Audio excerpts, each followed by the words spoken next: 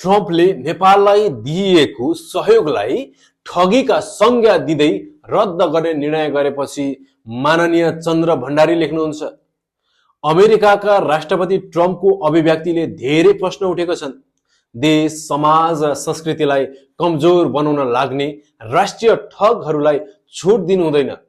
के भएको थियो, के हुँदैछ, सरकारले छानबिन गर्नु पर्दछ। देशभन्दा ठुलो कोही होइनन् र हुन पनि सक्दैनन्।